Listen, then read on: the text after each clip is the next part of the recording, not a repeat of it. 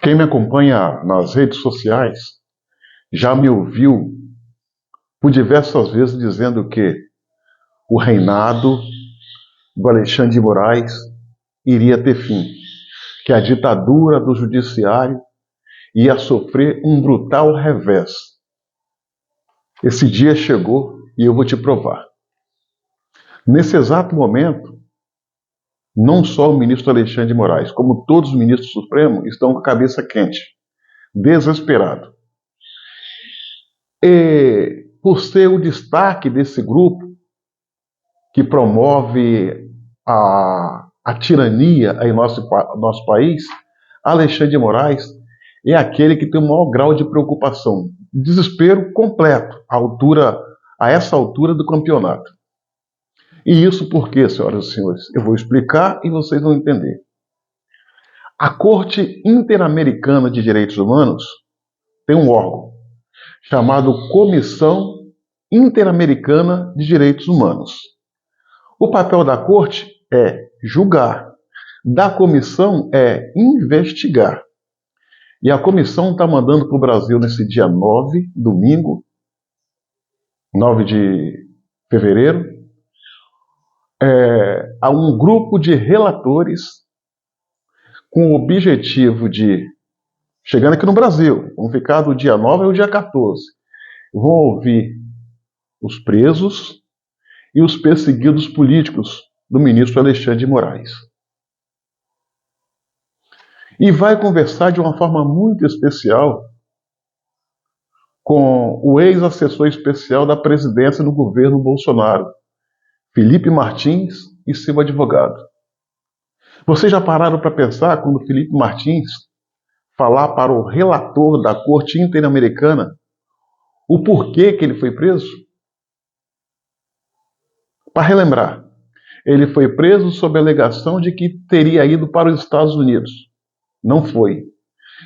Os documentos que justificava que foi usado pela Polícia Federal e pelo Alexandre de Moraes para mantê-lo preso eram documentos, agora sabe-se que eram documentos falsificados lá nos Estados Unidos.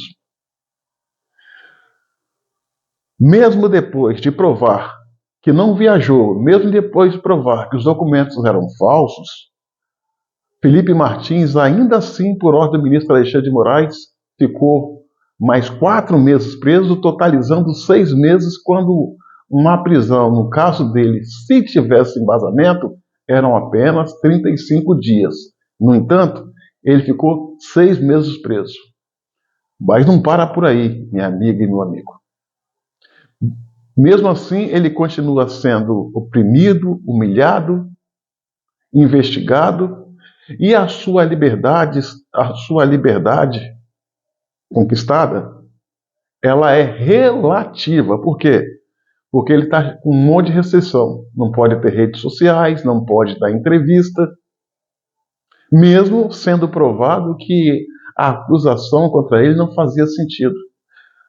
Ou seja, quando o relator ouvir essa história, a primeira coisa que ele vai fazer é duvidar de tão absurda que ela é. Só que tem um detalhe, tem documentos que comprovam essa aberração praticada por Alexandre de Moraes e seus demais companheiros do Supremo Tribunal Federal. O desespero do Alexandre de Moraes é tamanho, minha amiga e meu amigo, que pela primeira vez ele vem recuando nas suas decisões. Aquela arrogância, aquela empáfia, já baixou a bola, já diminuiu. No decorrer dessa semana, ele mandou restabelecer as redes sociais de Lucinéia Barbosa e Flávia Magalhães. Essas redes sociais estavam bloqueadas por eles há tempo, há mais de ano. E do nada, ele resolve determinar o desbloqueio. Como mandou também desbloquear e restabelecer as redes sociais de outros cidadãos brasileiros que também estavam sobre censura, vamos assim dizer. Nessa última sexta-feira, dia 7, ele mandou liberar, desbloquear as contas do monarca. Essa história todo mundo acompanha nas redes. No decorrer dessa semana também, ele mandou para a PGR, Procuradoria-Geral da República, e pediu para que a PGR se manifestasse dentro de 15 dias a respeito do induto do ex-deputado e preso político Daniel Silveira. Só que esse induto que ele mandou a PGR analisar não é o do Bolsonaro, não, é o de Lula, que bota em liberdade todos os presos que se encontram em regime aberto. E o Daniel Silveira se encontra sob essa condição. Desbloqueou as redes sociais de Léo Índio. Quem é Léo Índio? Primo de Bolsonaro. Minha amiga e meu amigo, essas e outras medidas tomadas por Moraes no decorrer da semana mostram o seu desespero, mostra que ele está recuando e que sabe das consequências que estão por vir.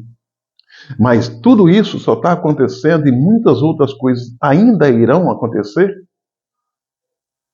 por um simples detalhe: eleição e posse de Donald Trump nos Estados Unidos. Trump assumiu, montou uma equipe comprometida com a democracia no continente americano e, sobretudo, a liberdade de expressão. E já mandou um recado para a Corte Interamericana de Direitos Humanos, que se ela não fizer o papel dela como deve, ele vai suspender o repasse de verba que é feito pelo governo americano. E todos sabemos que o governo americano dá para a manutenção da corte a maior contribuição. Que sem os Estados Unidos, a corte vai ter os seus trabalhos comprometidos. E por que essa ameaça? Porque a Corte Interamericana de Direitos Humanos já recebeu ao longo desses meses e anos várias denúncias de cometimento de arroubos autoritários, de censura e outros crimes mais contra o ministro Alexandre de Moraes e os demais ministros do Supremo Tribunal Federal. Mas a Corte, por ser aliada, por estar vigente na época do governo americano Joe Biden, o que eles fizeram com as denúncias? Gaveta, sentava em cima, deixava quietinho. E Trump falou, o governo Trump falou, se não fizer o trabalho de vocês, nós vamos cortar a verba. E com medo de perder a verba e os seus empregos, naturalmente, a Corte Interamericana de Direitos Humanos resolveu partir para cima do Brasil, tirando da gaveta as denúncias contra Alexandre de Moraes e os demais ministros. A pergunta que mais se faz que se faziam e ainda fazem: quem está por trás de Alexandre de Moraes? Essa é a pergunta que mais se fazia e faz, né? A resposta está aí. A resposta está aí. Governo Biden, CIA. Governo Biden caiu, não tem como mais fazer guarda-chuva para o sistema aqui no Brasil, proteger, no caso, Alexandre de Moraes e seus companheiros de corte. O jogo mudou. Biden era quem segurava. Biden era quem patrocinava. Biden era quem permitia e protegia todos os arroubos autoritários, aqui no Brasil, capitaneado pelo Alexandre de Moraes. Com a derrota de Biden, com a eleição e posse de Trump, já veio o efeito. É o início do processo de mudança. Muito mais coisas ainda estão por vir. Você pode ter certeza, minha amiga e meu amigo, que esses ministros, que ao longo desses anos fizeram maldade com os brasileiros, rasgando a Constituição, vão pagar caro. Vão pagar caro. Vão ter passaporte suspenso, vão ter contas bloqueadas. Olá, olá, se não responder por crime contra a humanidade, haja visto que o Clezão, na condição de preso político, perdeu a vida no cárcere, sob a custódia do Estado, pedindo ajuda, ajuda que foi negada pelo Alexandre de Moraes. Então, senhoras e senhores, muito mais coisas está por vir. Está regando? Tá. Está voltando atrás? Está. Pode fazer maldade? Pode. Pode. De repente, para querer dar o último grito, mostrar o último suspiro, pode querer fazer maldade. Mandar censurar um aqui, prender outro ali, para mostrar que não tá acabado, que não estão acabados. Mas estão. Eles estão num processo de inanição. Eu chamo isso de o começo do fim da tirania do judiciário capitaneada pelo Alexandre de Moraes. Que muito, mas muito em breve, vai estar sofrendo as consequências de forma pesada por tudo que ele fez e está aí. A comissão vai conversar com os presos políticos, vai conversar com os perseguidos políticos, vai conversar também com os membros do Supremo. Só que eles não têm argumento convincente que justifique e dê base às ações que eles tomaram.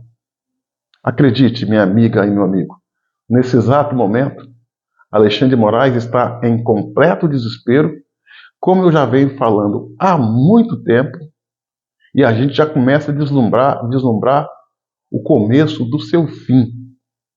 Ele só não está arrancando os cabelos por uma questão óbvia.